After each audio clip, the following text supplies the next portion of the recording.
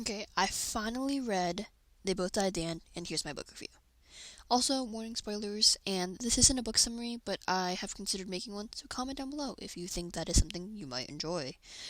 Okay, first, I'm just gonna say Rufus reminds me of Ari from Aristotle and Dante.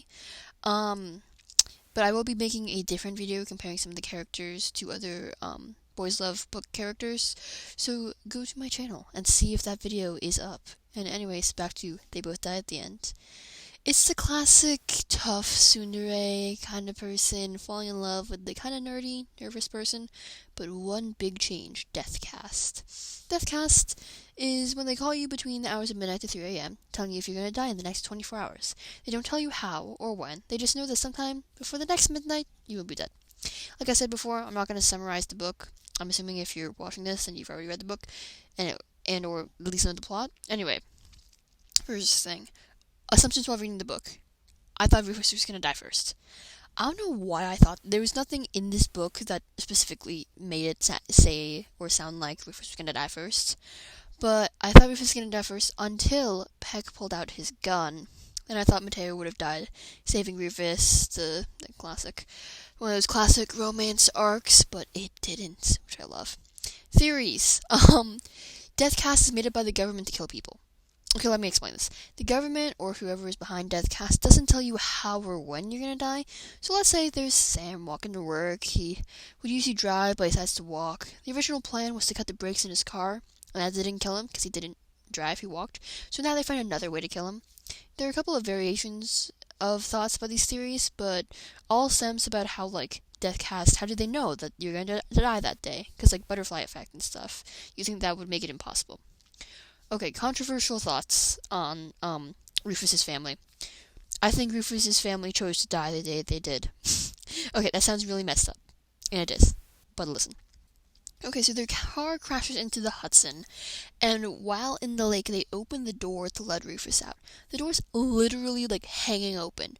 Rufus says his sister didn't even move when the door was opened. If Rufus could have escaped the car, I think they possibly could have also escaped. They still somehow would have died, because that's how the world works there, but they could have had a few more hours, with their son. If he can easily get out and he's perfectly fine afterwards, they could have also escaped. Okay, enough on that. Okay, next category I have is called emotional damage. Okay, I knew this book was Heartbreaker.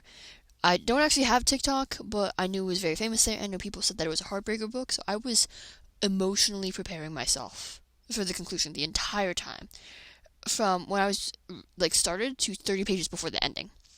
Overall, there were only 2 times I actually cried in this book, and considering how dark of a topic this is, it's very good for me, considering that I cry at literally everything.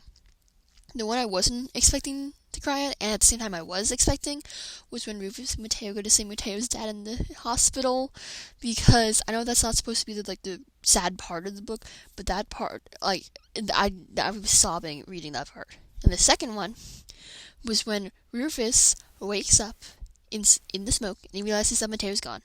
And while he doesn't really realize that Mateo's gone, which is the sad part, whenever characters are oh, please wake up, or are in denial of the death, I'm not gonna lie, I was legitimately sobbing.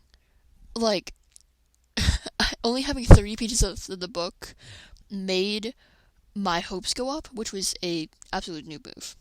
Okay, there's a controversial conclusion I've heard. After I finished reading the book, I was talking to someone else who also read it, and they said that apparently other people they talked to hated the conclusion of the book. Well, the conclusion is sad and hard, and I get why it's written the way it is, It wouldn't have lived up to the name if they both lived, and making them both live would have literally just made it another, cheesy romance story.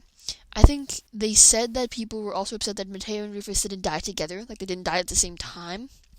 Again, making them die together would have changed the story, making it more of a classic cheesy romance story instead of what it is now. And it's also supposed to be sad. I mean, they're dying.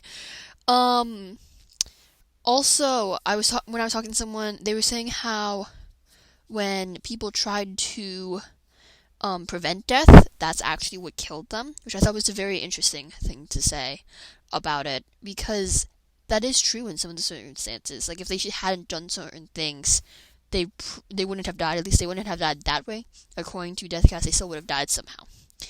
And also, I was asked, would I want Deathcast to be in real life? I feel like so many people would be so much more nervous about it, and it would definitely bring up a lot of suspicion on what like role the government's playing, I guess, or like stuff like that. It would definitely be like how, like it's not possible. I guess is what I'm saying. I don't think it's possible because the butterfly effect, like the whole thing about how what you eat for breakfast changes like the rest of your life.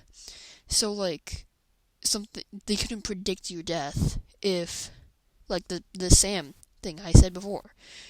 And yeah, that's my very quick review of They Both Died at the End. Might make a second one, might make a summary of it, but I am planning on making a different video comparing them to different gay couples in different books. So be on the watch for that, and I'll see you later. Bye.